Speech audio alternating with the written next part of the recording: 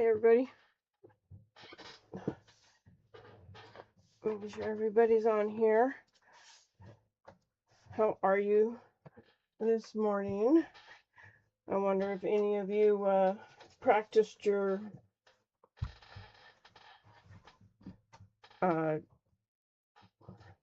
single crochet and your chains. That would be good, but not necessary. Today we are going to talk about yarn. I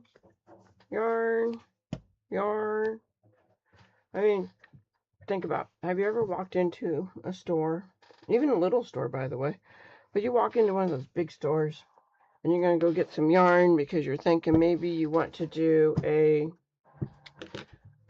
well, you know, a blankie or something, and you see the wall of yarn,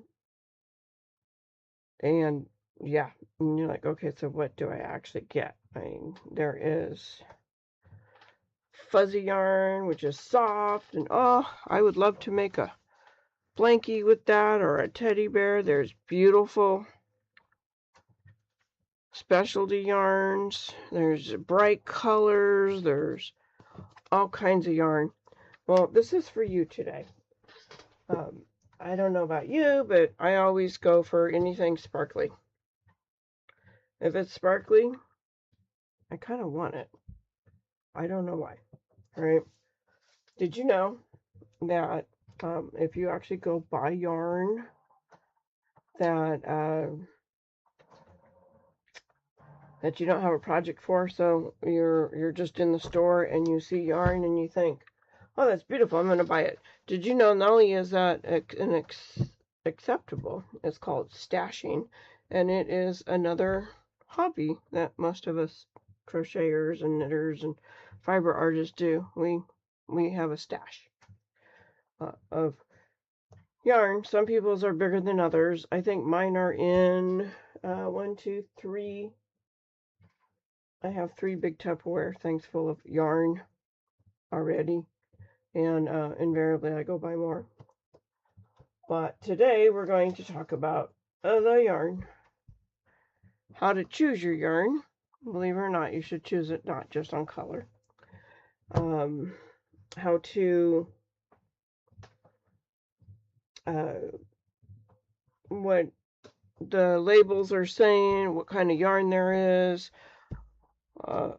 what you should pick, what hook you should use.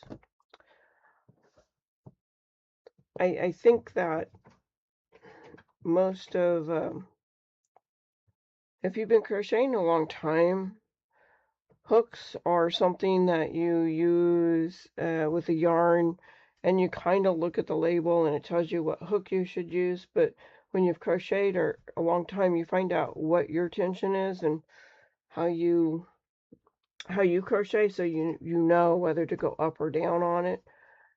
The crochet hooks suggested are that suggested, so we'll get into that though. You're gonna learn a few things about that. So I'm gonna talk about, first we're gonna talk about colors. I mean, it goes beyond, you know, red, green, yellow, purple, pink, cute stuff for sure. But there's actually color varieties, color styles, so to speak, when they're dyeing the yarn. Some of them are going to sound a little weird, but that's what they are. So, of course, they're solids. We all know solids, right? Solid. That is a nice solid pink. Look at the shine on that from the light. I don't have one of those ringy lights around my camera yet, but so I'm just using a desk lamp, and boy, that really makes that shine. It doesn't shine that much. Huh? Who knew? Anyway, solid, right? Solid pink, solid everything, solid. That's easy. We all know solid, right? And then semi-solid is when it's dyed, and I don't have an example of that because I just don't have any. It's when it's dyed and there's variations in the dye. So even though it's all pink, the variations will show like off colors here and there, just a little lighter pink, a little darker pink. And it's not on purpose, it's just from the dye. That's called, it's subtle shifts in intensity and saturation. What it does, if you choose a yarn like that, is it gives some depth to your project without taking away from the stitches. So if you're making a fancy blanket and you have a very fancy stitch and it looks wonderful, that kind of yarn would be for giving some depth to it and some interest without taking away from your little fancy stitch. Tonals are from a single, this is a tonal. It's a single family color, so these are browns and creams. That's tonal. It's kind of gives a dapple look when you're stitching. The other one is ombre or gradient. This also could be considered an ombre or gradient because it over long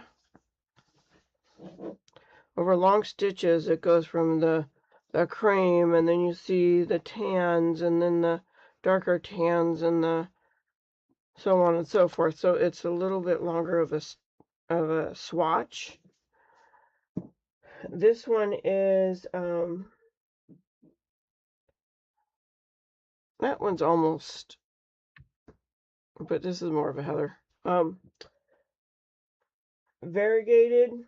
Variegated is like this. This is 3 or more distinct colors that may be in the same family, but they're not the same color. So here you got purple, orange, looks like a brownish tan, a mottled white with pink. So that's your variegated. It creates a more random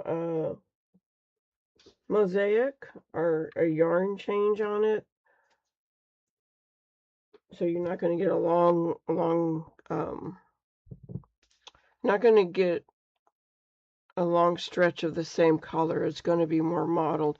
And as you make it, especially in a blanket, you're going to see that it will kind of go in a vertical. So you'll have your purple and your cream, and then you'll have your orange, and then you have your purple and your cream. That's variegated. Self-striping, I don't have any here for self-striping because again I don't particularly care for it, so I haven't bought any. Self-striping is just that it makes the row. It makes the row. So you will have a pink row, and then you'll have this row, and then you have that color row. It makes a complete row. So it's not mottled, it's not squared, but a complete row. And nowadays they have made it so you can do a granny square, that if you follow their if you follow the label in with your gauge and your needle, you will end up with a granny square with different colors on it. Kind of cool, but kind of silly. So then we have more of the artistics. We have the heathered tweed. That's this. So it's a solid color with bits of they're called I forget what they're called. They're called naps. This is more of a sprinkle dyed because the naps have colors to it. Many of the other ones, the tweeds don't, the naps don't have colors. So it gives it more of a natural look to it. But this is heathered with the naps there, or sprinkled, or speckled, heathered. But then we have things like this. This is called marled. That's also kind of a marled. And it's basically a yarn that has 2 to 3 colors twisted together. So if you took this and you untwisted it, like so, you could see 3 colors. I don't know if you could see the gold piece, but you can see 3 colors. Excuse me. We also have specialty yarns. This is a fun fur or eyelash, because if you look at it, kind of looks like an eyelash. These are hard to crochet with, and there's a special technique to it that we can talk about in a later broadcast.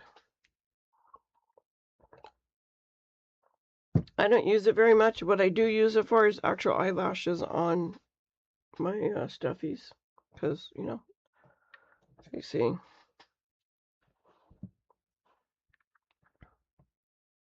you could have eyelashes.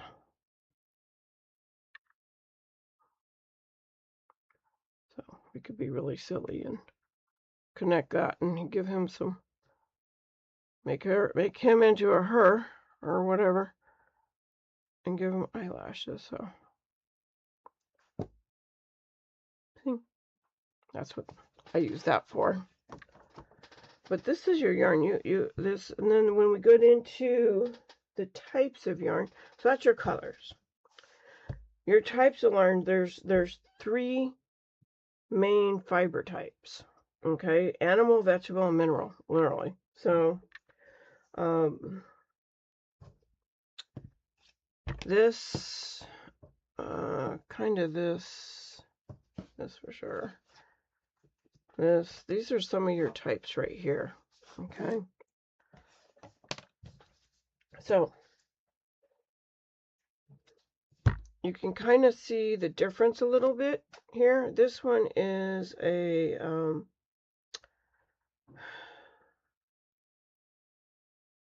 merino acrylic blend. I'm allergic to wool, so I break out, and it's not funny, so I can't use pure wool. So this one is the closest I have to what a wool would look like. This is an acrylic. You can almost see the difference because this has some acrylic in it. It's bright. This one is a blend of acrylics and wools. And what makes this one bright is the acrylic in there. Again, this is cotton. And if you look at the difference between the colors, they're much brighter in an acrylic than in a cotton. Very much brighter.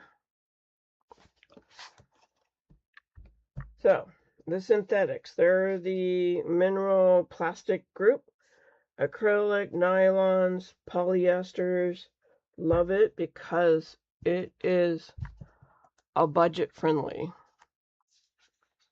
They are inexpensive compared to the other ones. It doesn't shrink. Every color in the world. Oh my goodness, like I said, you go to the store and you look at it and just see a color. It's mostly the acrylics, bright colors, fun colors. And most of the things you make can just be chucked into the washing machine to wash. I use acrylic mostly because of that reason. I make little toys, and and blankets, and I appreciate being able to throw it in the washing machine. And if you got a kid and he's got a teddy bear and the kid's little, you need to throw it in the washing machine sometimes. That's what the synthetics are. The plant fibers are cotton and bamboo. I like cotton. I do. This is an artisanal cotton. It's organic and it's worsted, which means it's twisted together. I do make a lot of things with cotton. I also make a lot of things with recycled yarn, cotton yarn. I don't have any because I used it up. But I do use the recycle. I do use cotton. I really like it. There's no stretch to it. It's breathable, right? It's durable. Making summer garments, I don't know, dishcloths, I guess. Market bags, just about anything. Again, I make teddy bears and whatnot with it. It is breathable, it's natural. But if you're a beginner, there's no stretch to it. None. And it's really easy to be a little tough on your hands. And if you haven't gotten your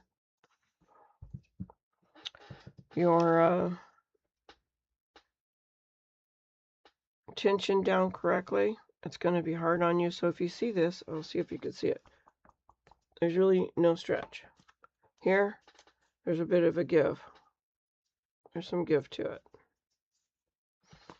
Acrylics are easier for beginners.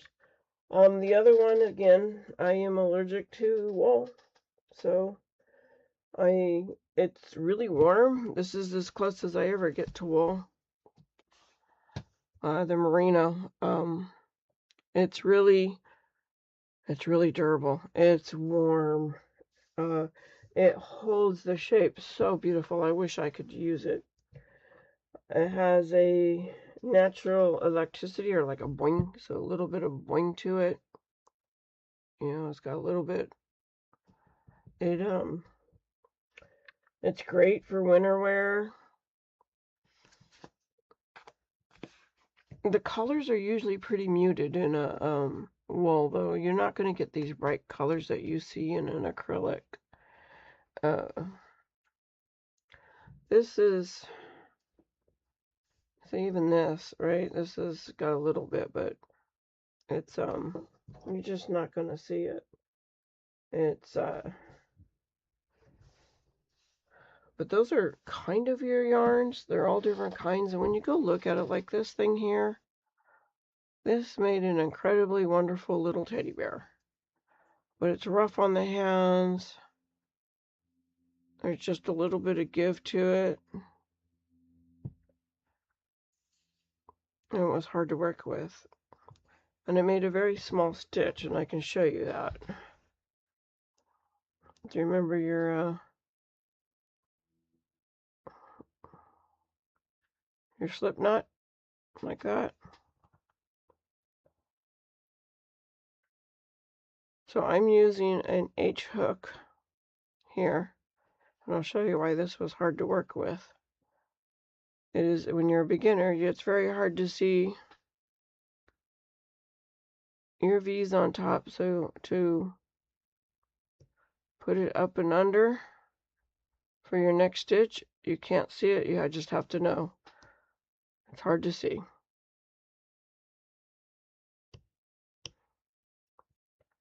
So even though these are cool and it looks like fun, it's a little difficult to use. And I think I missed it. No, I didn't. I can do it because I can actually feel this. I can feel where my stitches need to go. But this is why. See, that's kind of what you get from it. It's hard to see your stitches. It's hard to work with. Same thing with the eyelash or the fun fur, or whatever you want to call it. If you go just making your foundation here, see where you would have a hard time finding your next stitch, because there is a trick to it, but you actually have to put another piece of yarn to it so it changes your pattern. I don't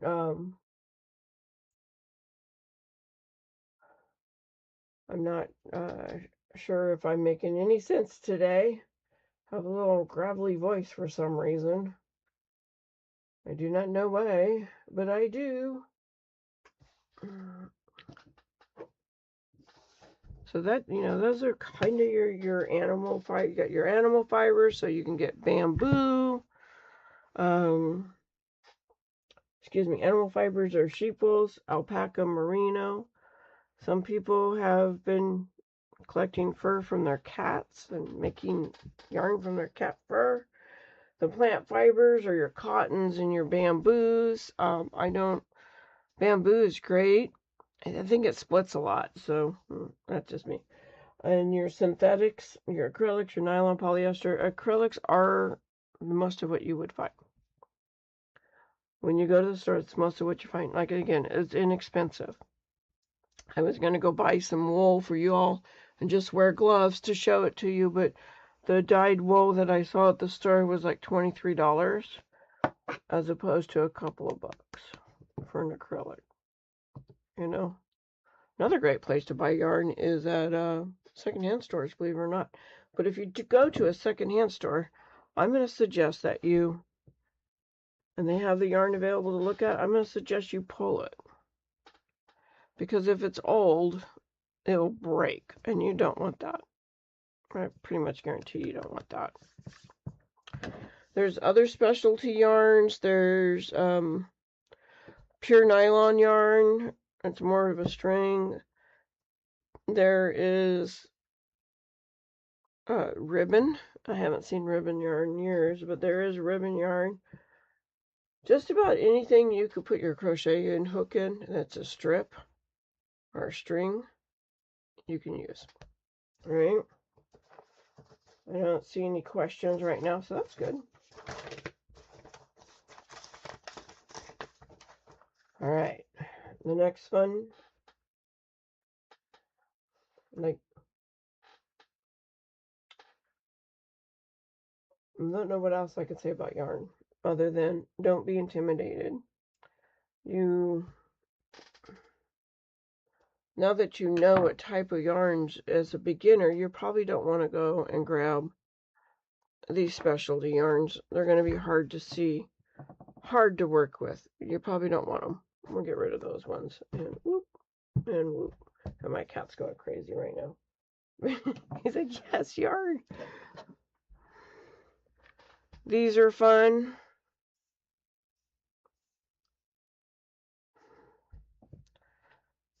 Again, it's really on what you want it to look like when you're done. So let me show you how this one looks like when you crochet it. All right.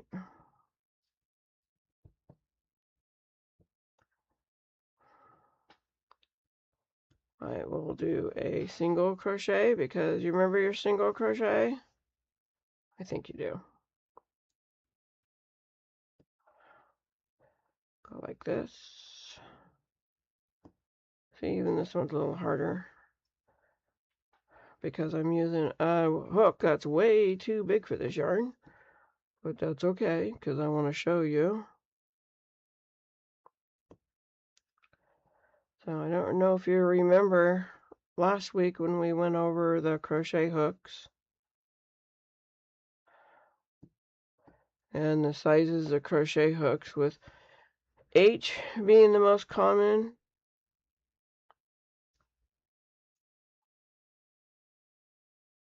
I'm going to do one more row so you can see it a little better. But H is the most common to be used by most people, H and I. Again, I tend to crochet very tight.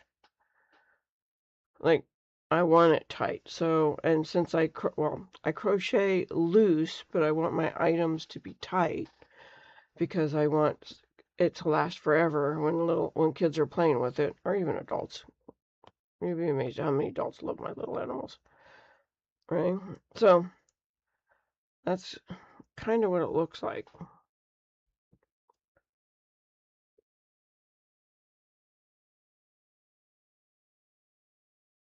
It's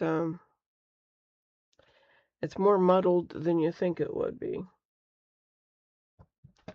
Anyway, hard to crochet with. Don't want it. So wools are wonderful, and if it doesn't bug your hand, great. Again, they tend to be a little more expensive. Love organics, love organic cotton. Lucky for me, my daughter bought me some because there's no way I can afford the 5 hanks of cotton that she gave me. Hand dyed, 100% organic. They know where it was grown. Great company. Boop. This is fun. It's a fun yarn. I make it to make a lot of animals with. because of the nips on it. So when you have yarn, if you ever looked at the back, you have different labels. Right? They all have a label on it.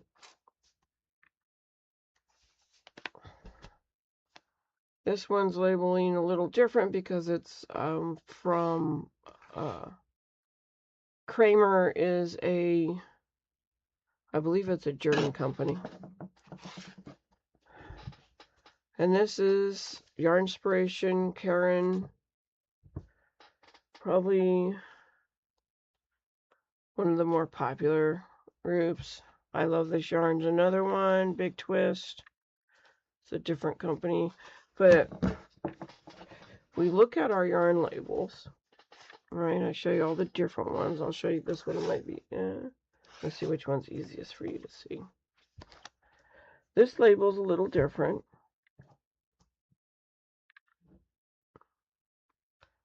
This label tells you, when you look at a label, it's going to tell you a couple of things. It's going to tell you the yardage, the ounces. This one tells you meters or grams. So there's 199 yards in this. Let me get it way up here so you can see. Sorry about that. So 199 yards, 3.85 ounces. 100. Why is this thing being so silly? For some reason my camera doesn't want to. 182 meters and 110 grams. That's how much yards are in this ball, or this skein. It's called a skein if it's this way. It's called a hank if it's done like the cotton I showed you, and it's a ball when it's rolled up. Now they have cakes, which are big and round and have the different colors. Anyway, in this skein, there's 199 yards. Come over here. It's going to tell you, if you knit, what size knitting needles you need. It's going to tell you what size crochet hook you need. It's going to tell you what they call the weight of the yarn. There's different yarn weights. This is size 4 for medium. It's a medium weight. Mostly what you'll use is a medium weight. You can go all the way from 1, size 1, which is very, very thin, to 3. 3 is a sport weight. Most people can use that for, socks and whatnot. So, and it's considered fine or sports weight or baby weight. 4 is common. 5 and 6 are considered chunky. 6 is very chunky. It's that really thick stuff. This particular one tells you that you're going to need 6 skeins to make a blanket, a 60-inch blanket, a blanket 50 by 60. If you're going to make an adult top, you're going to need 5 skeins. According to them, a hat would be 1 skein, and a scarf you would need 3 skeins. That's pretty handy, and you don't see that very often. In fact, I've never seen it but on here. And it's also going to tell you how to wash whatever it is you made. So in this case, it also tells you what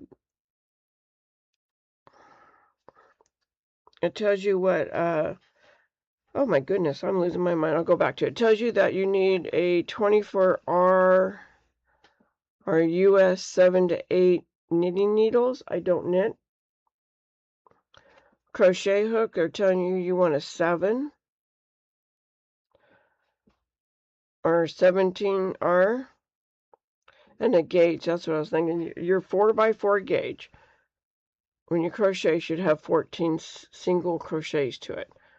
So what they're saying is you're going to crochet a 4-inch by 4-inch by 4-inch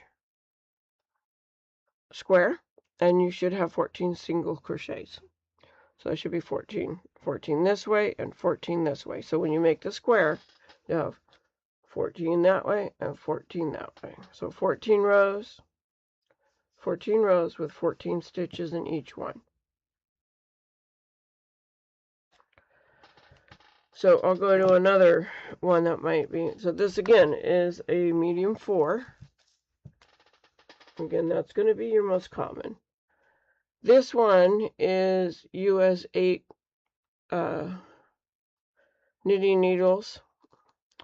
USH or 8 crochet hook or a 5mm. This one should have a 4x4" gauge. We'll have 12 single crochets and 13 rows. And that 12 across, 13 rows up, and that should equal 4x4. Your gauge is super important. When you're making a pattern and you're making a hat or a sweater, you want the arms to be the same length, and you want the hat to look right, and you want the creature to be the size you want it to be. That your gauge, it is worth creating a gauge swatch every time, because that will tell you if your H hook, if it's too loose, you're going to need to go down. So if you have 15 single crochets across and 14 rows, you're going to need to go down a size or 2 on your crochet hook. That way, when you are making your thing, your sleeves will fit. Your neckline will fit where it's supposed to fit. That a gauge is important, okay? So the other thing we have is care instructions. They all have care instructions, right? How to care for it. I put in the community page a chart to tell you. This one is a little harder to read. So one of these days I'll get a better camera. But this is a medium 4. It's going to tell you that you can wash it. Tells you 40 degrees Celsius. I don't know what that is in Fahrenheit. It tells you, I'm going to have to get my cheat sheet because I can never remember any of this. So give me 1 minute. Alright. This tells you you can wash it. 40 degrees Celsius, whatever that is. You can dry it. Tumble dry low. Do not iron it. Right? Do not bleach it. And if you go get the item that you created professionally dry or dry cleaned, it would be any solvent. This particular one has 97% acrylic and 3% silk. Or silk-like material. Show you another one here. So in this one, again, it's size 4, right? Over here, if you see the, let's see, I'm trying to get it so you can see it. It has the wash tub. It has 3 lines underneath it, which I'm not sure what that means. I think it just wash it. And it has 2 dots, which means you machine wash it warm. No bleach. Do not dry clean. No iron. And tumble dry low. So it's telling you don't get it dry clean because there's no solvents that they can use that won't melt your thing. This one, again, has the 2 dots of 40 degrees Celsius, machine wash warm. No bleach. You can tumble dry. A cool iron, that stands for cool, right? You're gonna a very cool iron. And then this says that you can dry clean it with anything other than, ready for me to say this, trichloroethylene. Trichloroethylene. Whatever it is, that means grab it off the chart I put in the community thing write it down, and bring it to your dry cleaner and tell them don't use that stuff. Good thing I'm not a dry cleaner. This particular one we looked at earlier, which I really like that they had this. I don't think you can get this company anymore. But this one was machine wash cool.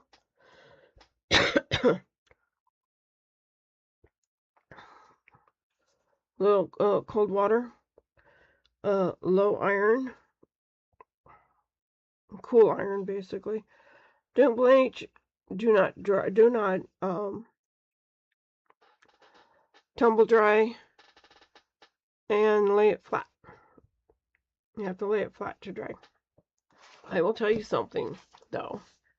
Most acrylics you can just throw in the wash machine, wash it cold, dry it low, and you're fine. One of the reasons we crochet or knit or whatever you do with acrylic is it holds its shape. If you're using cotton, then you're going to really want to pay attention. Excuse me. But most of the yarn you're going to find it's going to hold its shape. It's not going to do anything. There is a... If you're making a blanket with squares, you're going to want to block your squares, and we'll talk about blocking in another episode. But most of them, as long as you're not bleaching them, no reason to dry clean stuff. Unless you bring everything to the dry cleaner, in which case you need to tell them it's handmade and please wash cold, tumble dry, that kind of stuff.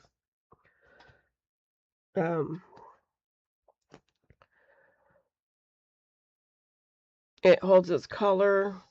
I just highly recommend acrylics. And you like wool, go ahead. There is a big debate right now, I've noticed online, about whether people are using cotton and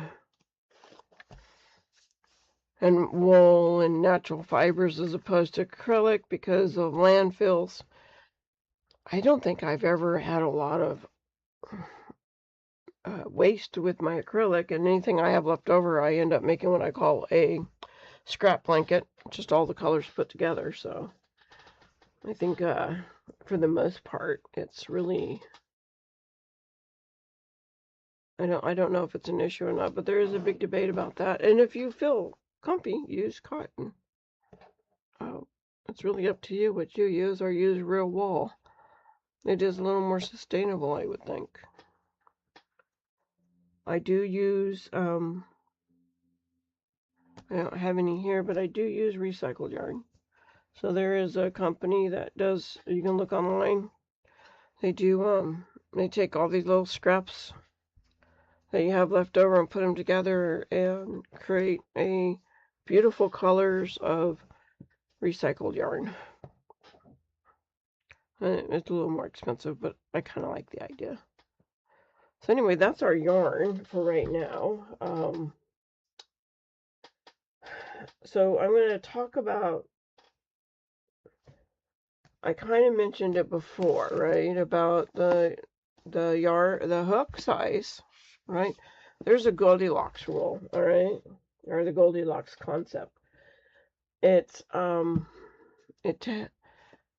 this says that you should use a H, or a size H or size 8, or if you're in Europe, 5mm crochet hook. So the Goldilocks concept is, you remember Goldilocks went into the bear's house and ate their porridge, and the Papa Bear's was too hot and Mama Bear's was too cold and Baby Bear's was just right. So it's going to go the same thing. If you pair a thick yarn with a tiny hook, you're going to have, your fabric will be stiff and dense and hard as a board.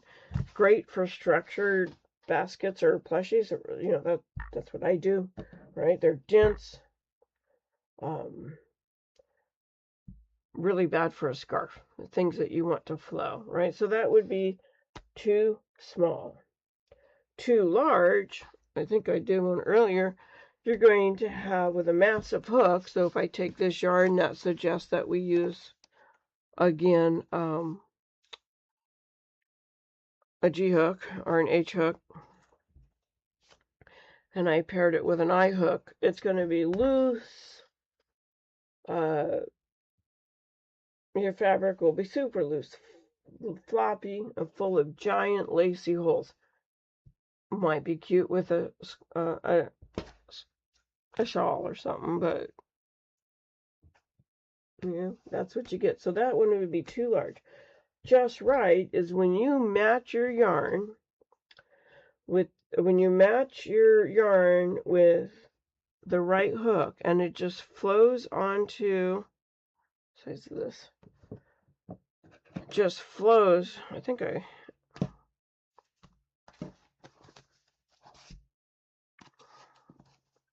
gotta find one that I can get to.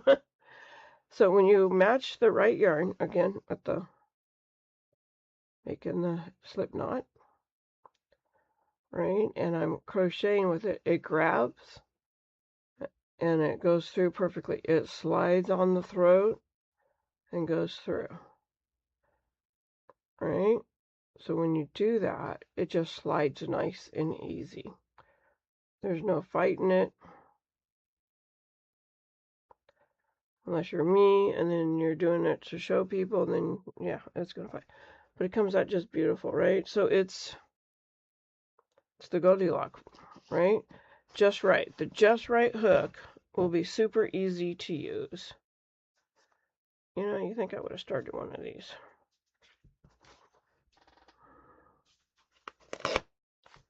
The just right hook. You'll be able to grab, it will slide on your throat so easy. See how that just slides?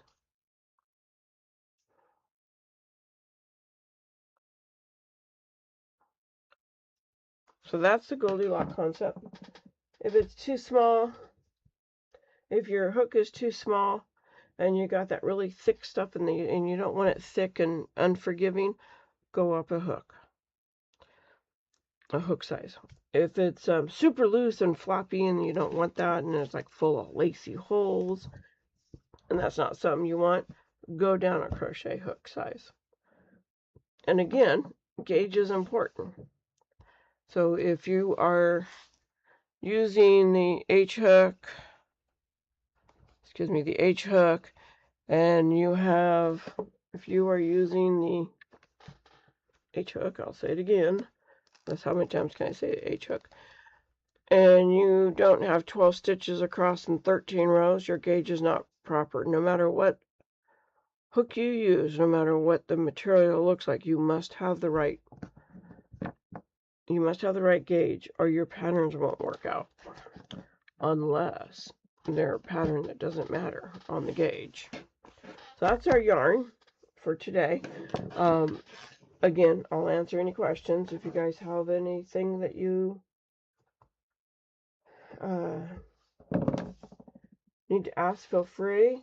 Now I think that perhaps you can walk into the craft store and look at the yarn and have a better idea of what you're looking at and how to read those labels. It's not a foreign language. And again, the care symbols you can pull up online, or you can go to the community section of YouTube on Crafted by TW, and those should be there for you. Anyway, let's take a break, go grab some water, a sandwich, use the restroom, and I'll see you back here in about 10 minutes.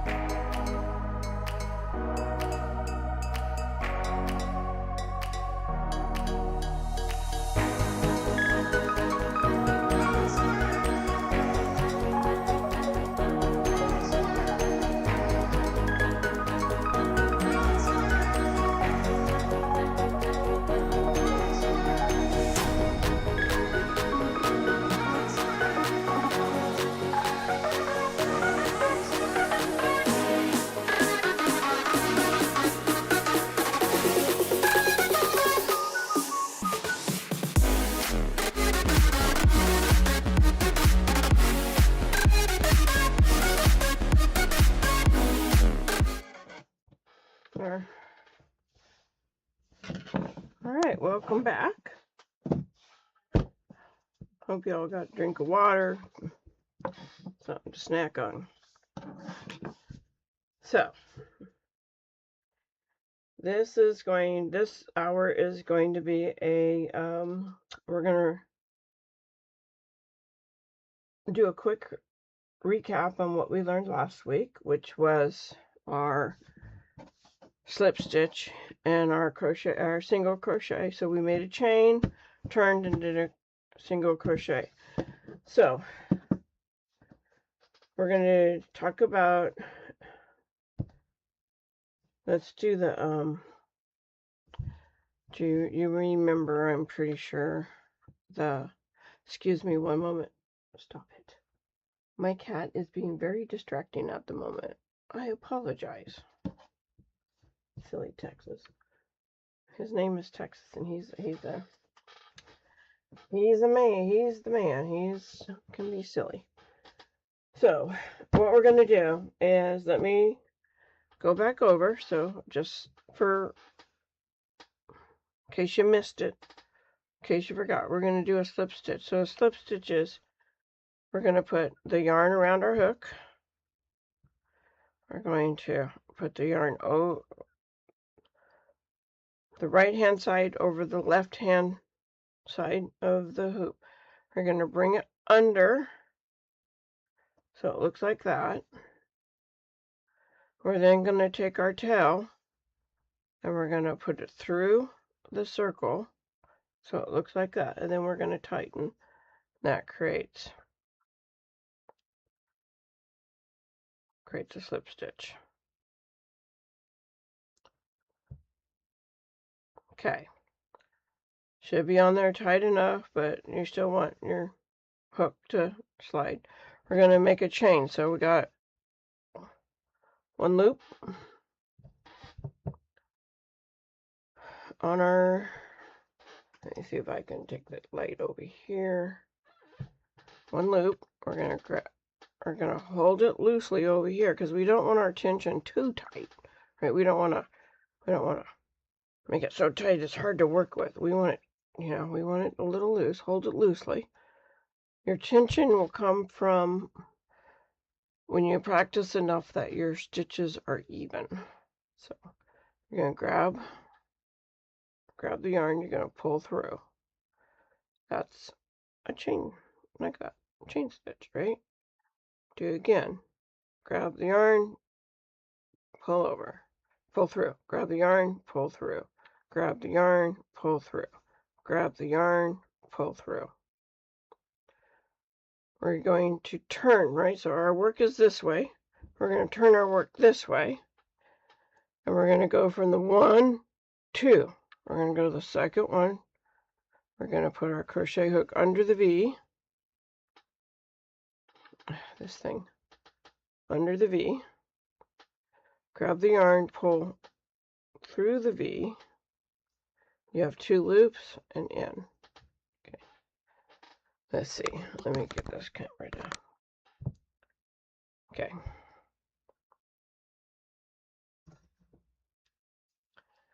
You have a V. You're going to go through the V.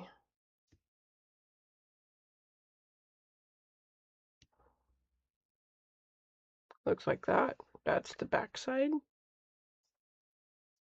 Grab your yarn and pull through. So it looks like this.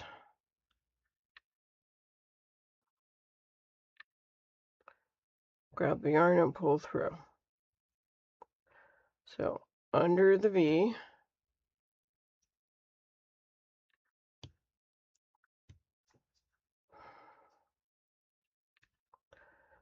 pull through, pull through. Under the V,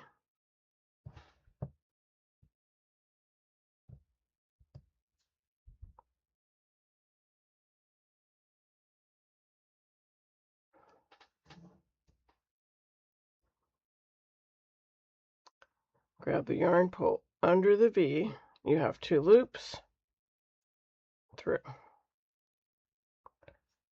Last one, See the V right here? You're going to go under the V, pull through, and pull through. And that's your single. You can chain one. Remember, chain one is just pulling. Chain one is pulling through the loop. You're not doing anything else. You're just pulling through the loop. That's going to be your turning chain. Okay? It's your turning chain. We're going to turn. We're not going to crochet through the chain. We're going to crochet through the stitch. So, if you look at it, this is the chain. And see how it's away from the edge? That's your chain. That's your stitch. Stitch has a post. Single crochet does not. Or, sorry, the chain does not. Under the V and through. Under the V and through and through.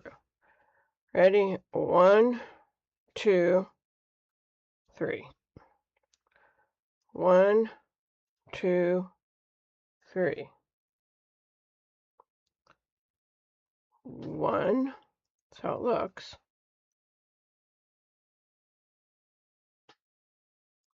2 and 3. Remember that? Okay, so that's your single crochet, your foundation. You made a foundation chain, you turn, you did a row of single crochet, you did a row of single crochet, so start like this. It's your foundation chain. You turned. Foundation chain, you don't need to chain one because you already have chains. Single crochet across, you chained one, which is this right here, and you flipped it over and you single crocheted across. Again, to chain one, in the very beginning when you do your foundation, you don't need to chain one because you already have chains. Most of them want you to chain one, chain two before you turn. Sometimes you chain one and then turn. Doesn't really matter. So that's your single crochet. Let's go back to what we were doing last week, which is our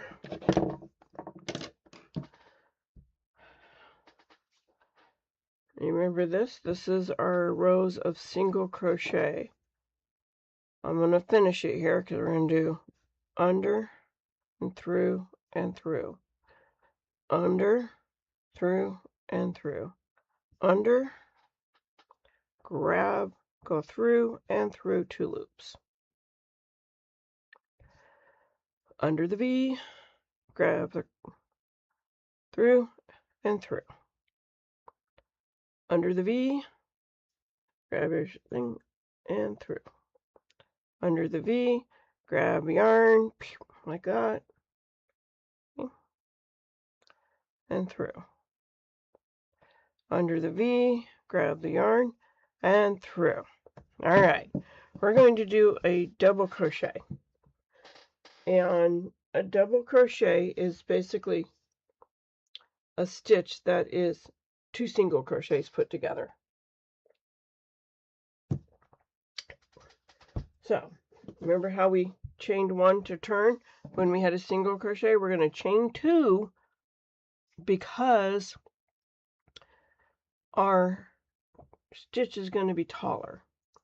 So we're going to chain 1, remember it's just through, chain 2. Remember that? We're going to flip it over. Now here is how you're going to make a double crochet. You're going to yarn over, which means you're going to take your crochet hook here. You're going to put the yarn over it. So you have 2 loops, sort of. You have a loop and a yarn over. So you have a loop here and a yarn over. So I'll do that again. You're going to yarn over. You're just going to put the yarn over the hook. That's what yarn over means. Then, just like the single crochet, you're going to take your hook, you're going to go under the V. See how that looks? You go under the V. You have your 2 here. So you have your original loop from your chains, your yarn over, you're going to be under the V. You're going to grab the yarn. You're going to go through, or not through, but under the V. You will now have 3 loops on your crochet hook. You're going to grab the yarn and you're going to pull through 2 of those loops. It's like your first single crochet. You're going to grab the yarn and you're going to go through 2 more. That is a double crochet, or 2 single crochets on 1 stitch. As you can see, it's much taller than the single crochet.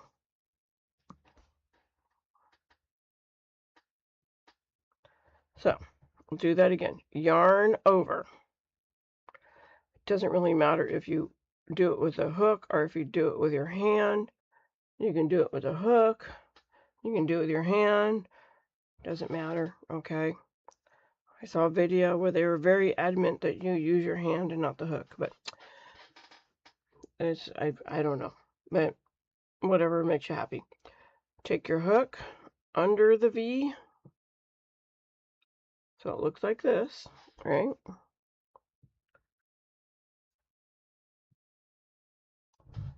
Grab the yarn, come through the V. You now have 3. You're going to make your first single crochet. Remember, single crochet was you grab the yarn, pulled through 2 loops. Grab the yarn and pull through the second single crochet. That is a double crochet. Two single crochets together is a double crochet. If you're reading a pattern, it will be DC on there. That's the DC is the abbreviation for double crochet. They're not going to call it 2 single crochets. I'm just showing you that because it's a progression. When you are making stitches, it's all around the foundation and the single crochet. So, yarn over. Through the V. Grab the yarn, come under the V. You have 3 loops. Grab yarn through 2. Grab yarn through 2 more. If you do it this way, this is a common mistake. If you go that way and you go through, you're not going to have the loop you think you're going to have. You can still do it, but your crochet is not going to be what you think it is. It's going to be difficult to do. You're going to make a knot. I'll show you that again. If you come through this way, and you go under and you grab, you're going to end up like that. So if you are ending up like that, and it does look like that, no problem. Take the yarn off the hook. Try again. You're going to go backside and over. You don't want to do that. You want to go this way. Doing this is not an unusual thing for someone who's still learning. So if you did that, great. You did fine. Undo it and do it this way. So you're going to go over from the back side of the hook. And you can see, you can put it under the V, grab the yarn, and see how it's going to be a nice tight loop on there. So you have the 3 loops on there now, right? Grab yarn, go through 2.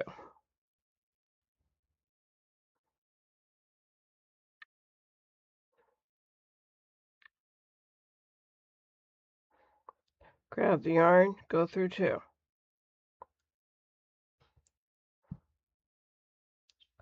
do it again.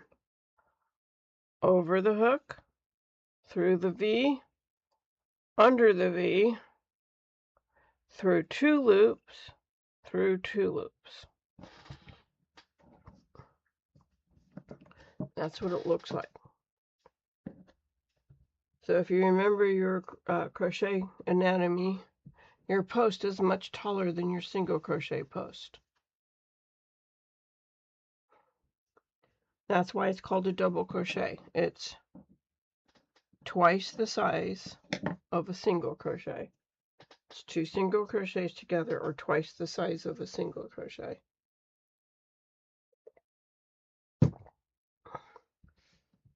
That's why it's called double crochet. Let's do that again.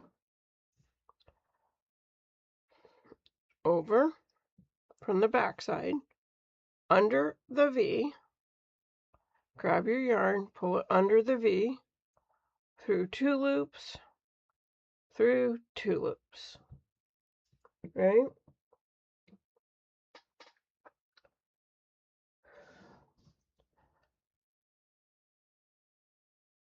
Over the hook from the back side, under the V, through the loop, or through the V, grab the yarn, through the loops, through the loops. So it's 1, 2, 3, 4, 5. If you remember the crochet, the single crochet was 1, 2, 3, 4. This adds 1 extra step. So 1, 2, 3, 4, 5. 1, 2, 3, 4, 5. I'll do that so you can see. 1,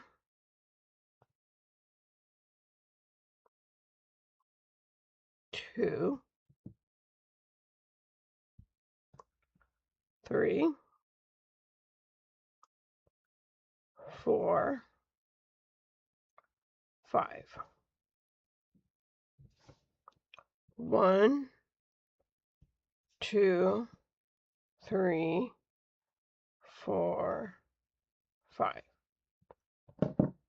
Again, can you see your double crochet is twice the size of a single crochet. Your single crochet is twice the size of a starting chain. And your double crochet is twice the size of a single crochet.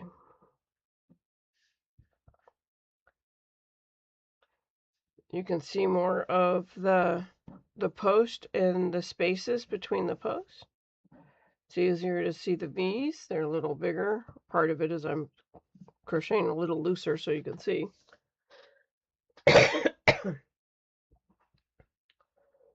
So now let's do some more. And I'll show you how to turn. Over, under, grab, under, through, through.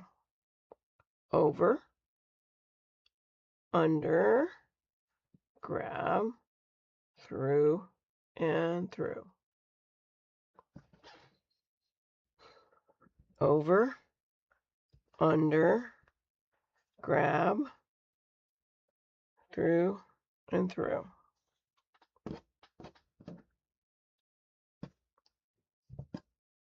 Over, under, grab, through, and through.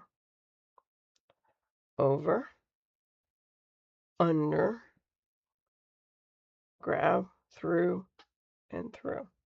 I went fast on that one. Over, under, grab, through, and through. Over, under, grab, come under, through, and through. 2 more. Over, under, grab, under, through, and through. 1 more. Over, under, grab, through, and through, and through. So that's a whole row of single crochet. Or excuse me, double crochet. Again, they're twice the size of a single crochet, and a single crochet is twice the size of your starting chain. Now I bet you're going to guess how to turn this thing, right? That's right. You're going to do 2 chains to turn. Why 2 chains? Because remember with your single crochet, you did 1 chain. Because it's single, this is double, so you do 2 because it's taller. It is taller than a single crochet. We're going to turn over. Remember, you don't want to do it in the chain. Unless the pattern tells you to do it in the chain, you don't want to do it in the chain. Go on the first one, grab, that is your double crochet. So over, under the V, through the V, through 2 loops, through 2 loops. And you're just going to do that, right? That's a double crochet. Pretty good, huh? So,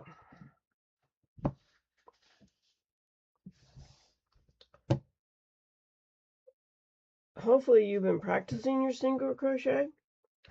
Hopefully you'll practice your double crochet.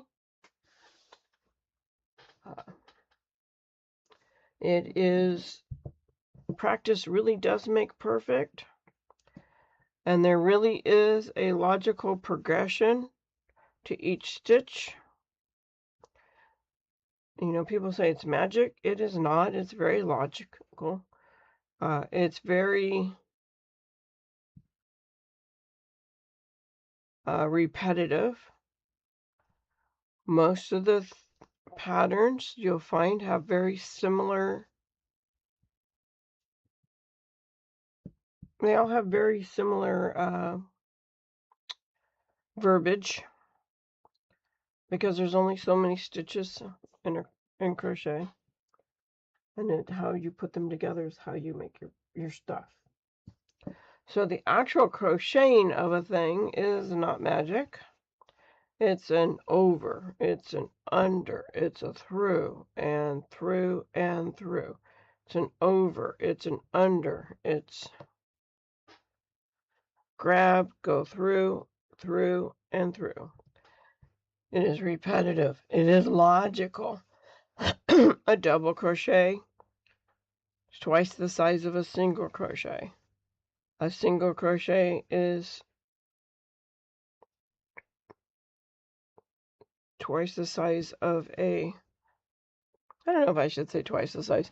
Double crochet is, yeah, it's twice the size of a single crochet, and a single crochet is twice the size of a chain.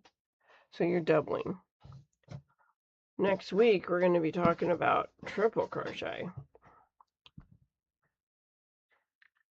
And a triple crochet, like a double crochet is 1 single crochet, 2 single crochets. That's what a triple crochet is.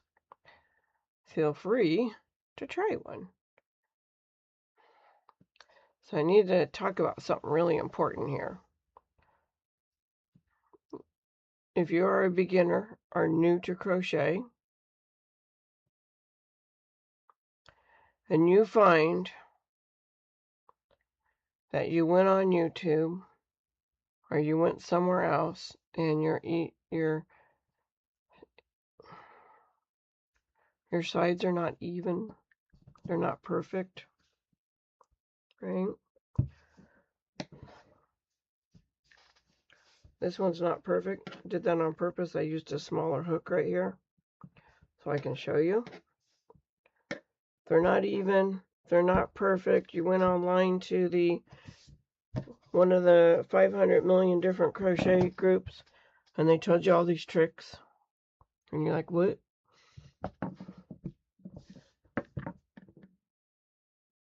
If your squares are starting to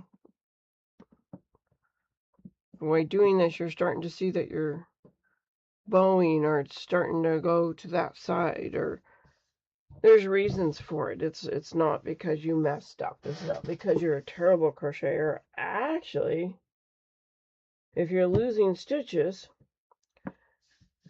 and it's going to a thing, it just means that you lost a stitch somewhere. If you haven't done that, then you're not crocheting.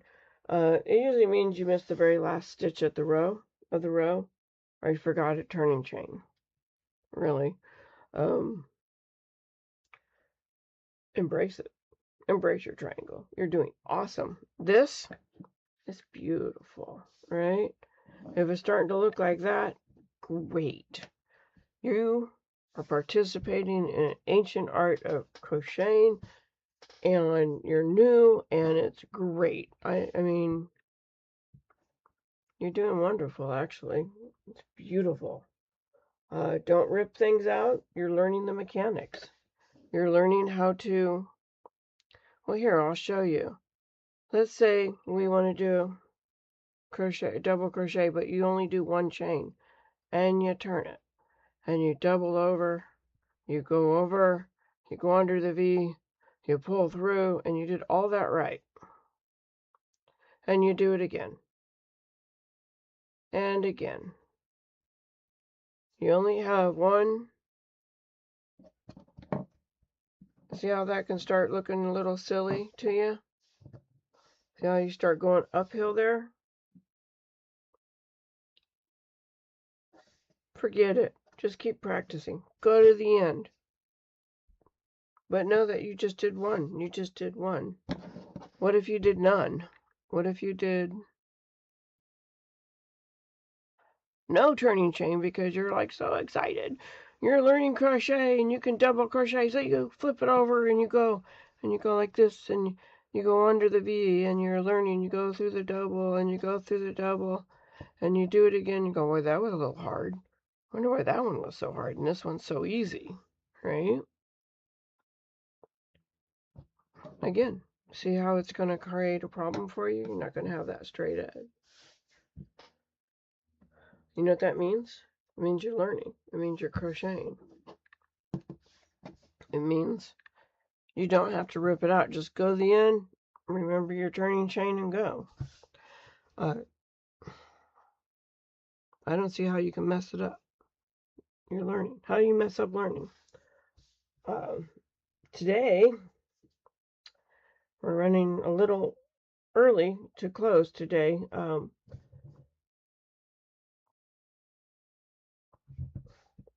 there any questions?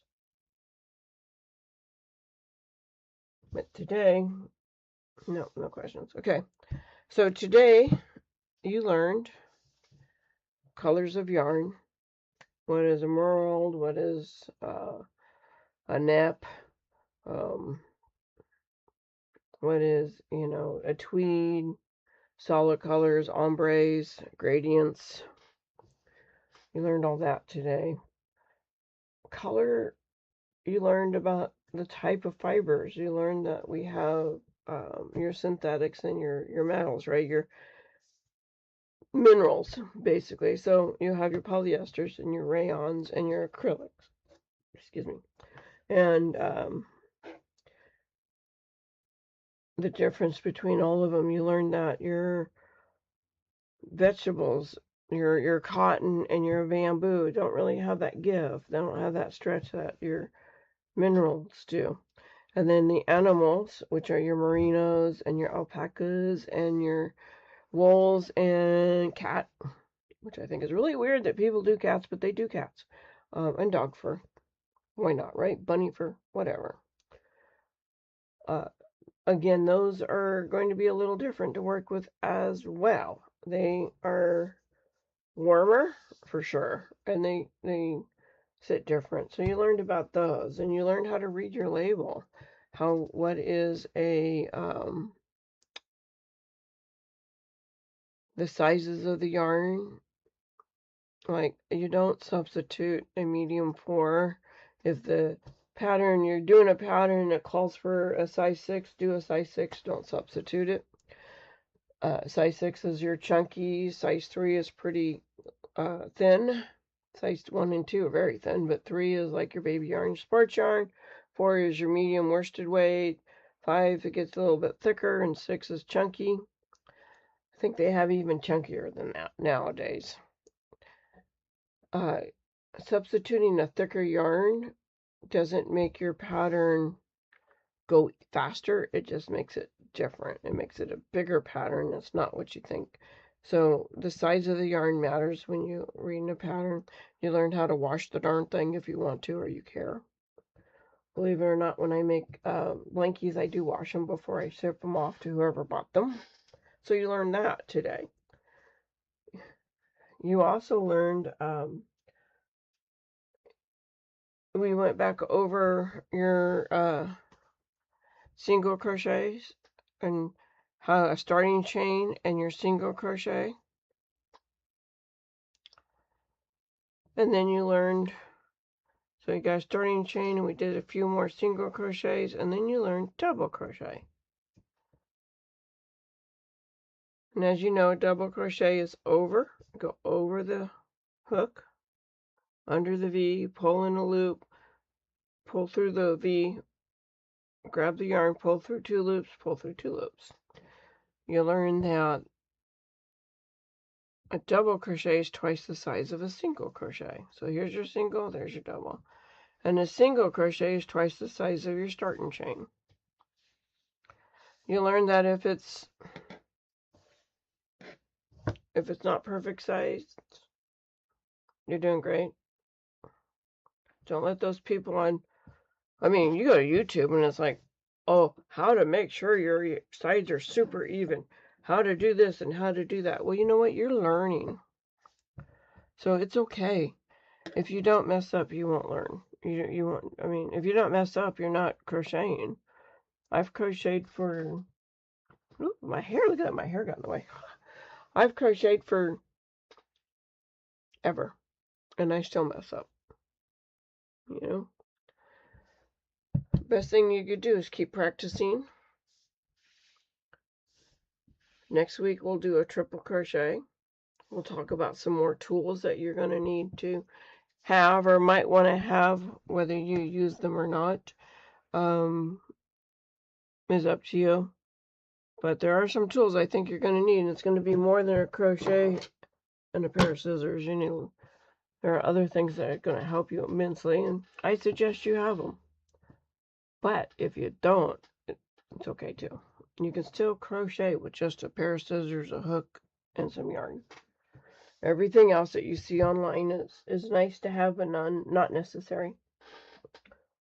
I think you guys are doing a really good job. Keep practicing. If you have other yarn in your house that you bought that maybe is thinner or thicker and more crochet hooks, start playing with some of those. Make a starting chain. Do a couple rows of single crochet or even double crochet and see how it works and see how it feels to you. Again, like I said, the acrylic, see, it's got a bit of a give to it. See how that give? See how it's a little stretchy? That's why I do it. It's forgiving, right? Your cotton won't do that. But try different weights, try different crochet hooks. Start seeing if you can take your yarn and figure out the size hook you need. And if you can do a 4x4 inch swatch with 12 single crochets and 13 rows. And when they say 4x4, they literally mean 4 inches by 4 inches. You just take a ruler, probably not the best ruler, but it's the one I have, and you do 4 inches by 4 inches and see how that works. But that's our lesson for today. I hope you learned something, and as always, don't forget to subscribe, share with your friends. Feel free to join the community. Would love some interaction in the community. Great place to ask the questions that you didn't ask here on live chat. And again, I hope to see you next Wednesday. where we'll go over triple crochet. We'll go over some more tools of the trade and things that might help you and make your life a little easier. And have a wonderful day.